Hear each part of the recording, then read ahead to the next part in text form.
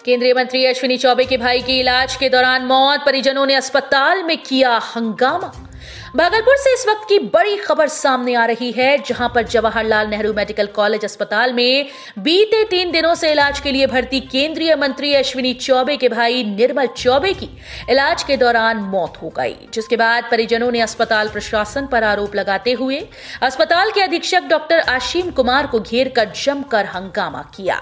दरअसल ICU ward में भर्ती सेना से रिटायर्ड जवान निर्मल चौबे की इलाज के दौरान मौत हो गई, जिसके बाद परिजनों ने अस्पताल में जमकर हंगामा किया। करीब 2 घंटे से हंगामा हो रहा है।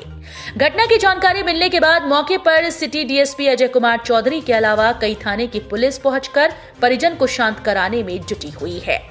दरअसल परिजनों का आरोप है कि अस्पताल में ना तो अस्पताल अधीक्षक थे, ना ही जूनियर डॉक्टर और ना ही सीनियर डॉक्टर। डॉक्टर के ना होने की वजह से इलाज में लापरवाही बरती गई, जिसकी वजह से उनकी मौत हुई। हालांकि मौके पर पुलिस पहुंचकर मामले को शांत कराने में जुटी हुई है। केंद्रीय मंत्री अश्विनी चौबे के भाई की डेथ होने के बाद कई तरह के सवाल उठ रहे हैं। बिहार में स्वास्थ्य व्यवस्था को लेकर लचर व्यवस्था पर केंद्रीय मंत्री के परिजनों के द्वारा सवाल उठाया जा रहा है। आरोप है कि जवाहरलाल नेहरू मेडिकल कॉलेज अस्पताल में सीनियर डॉक्टर नहीं रहते, जिसकी वजह से आए दिन यहां पर लोगों की जिंदगी के साथ खिलवाड़ होता है। लिहाजा अस्पताल प्रशासन की ओर से अब क्या कुछ सुधार किया जाता है, ये देखना शेष है। इधर हंगामे को देखते हुए अस्पताल अधीक्षक डॉक्टर असीम दास ने 2 डॉक्टर्स को निलंबित कर दिया। अश्विनी चौबे के मृतक भाई का भतीजा चंदन ठाकुर ने कहा कि अस्पताल की लापरवाही के चलते हमारे चाचा की मृत्यु हुई है। ये कहीं से कहीं तक सही नहीं। जिस समय मृत्यु हुई ना तो अस्पताल में अधीक्षक थे और ना ही कोई सीनियर या जूनियर डॉक्टर। इसकी जांच सीसीटीवी कैमरे से भी करा सकते हैं। भागलपुर सिटी डीएसपी अजय कुमार चौधरी ने कहा कि इस पर जो भी कानूनी प्रक्रिया होगी सख्ती से की जाएगी। प्रदर्शनकारियों से मेरा अनुरोध है, अपनी गरिमा में प्रदर्शन करें। जिसकी गलती होगी उन्हें सजा जरूर मिलेगी।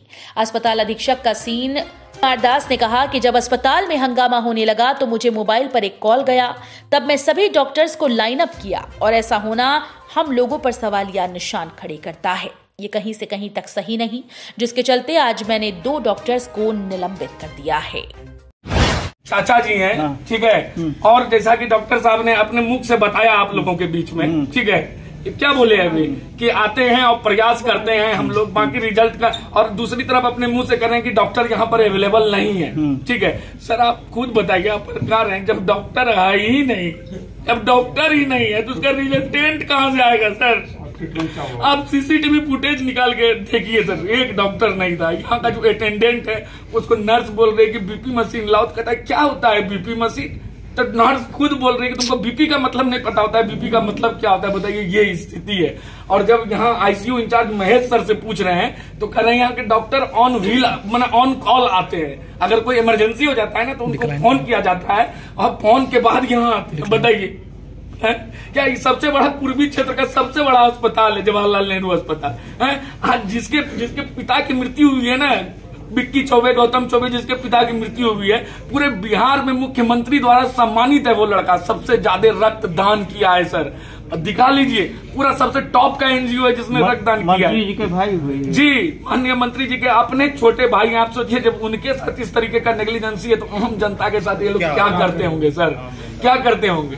एक तरफ खुद बोल रहे हैं कि डॉक्टर नहीं है, खुद बोल रहे हैं ना कि डॉक्टर नहीं है, और दूसरी तरफ क्या ये बयान दिए है सर कि हम लोग करते हैं रिजल्ट नहीं आएगा। तो रिजल्ट कहाँ से आएगा सर जब डॉक्टर ही नहीं रहेगा? तो आप तो खुद अपना बयान उल्टा सीधा आप दे रहे हैं अपना बचने के चक्कर में। घटनाक्रम क्या हुआ जरा उसको बता दीजिए विस्तार से। घटनाक्रम यही हुआ कि उनको बहुत घर में बेचैनी होने लगा, हम लोग तुरंत हॉस्पिटल लेके आनंद फानंद में लेके आए उनको जहाँ तक संभव हो पाया। कितने बजे? गौतम जी कितने बजे की घटना है? 4 बजे, 4:30 बजे हम लोग 4:30 बजे हम लोग यहाँ अस्पताल में लेके आए जी। उसके बाद क्या हुआ?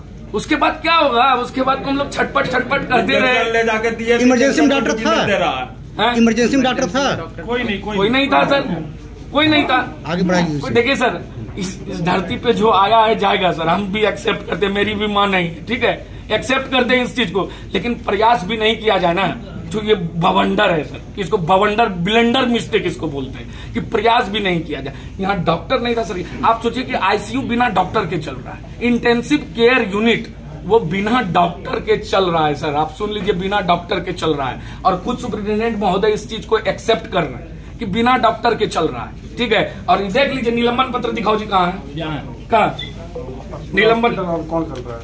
और क्या, एक और बात बताते हैं आप लोगों को। जब हम लोग यहाँ पर घेराव किए, ठीक है, इन लोगों का कि क्यों नहीं है डॉक्टर, तो ये लोग, मुहर नहीं था इन लोगों के पास, मुहर बोला। गंभीर अवस्था में अस्पताल लाए गए थे और उसको इमीडिएटली उसका परीक्षण किया गया, देखा गया, ECG हुआ और भी इन्वेस्टिगेशंस के लिए जो है सारा चीज़ भेज दिया गया। जो क्लिनिकली ये पता चला और ECG करने के बाद इनको मैसिव हार्ट अटैक है। तो मैसिव हार्ट अटैक में जो इमीडिएट दवाई दी जाती है, वो जो इमरजेंसी में जो डॉक्टर ऑन ड्यूटी है, सीनियर रेजिडेंट, उन्होंने सारी दवाइयाँ लगा दी।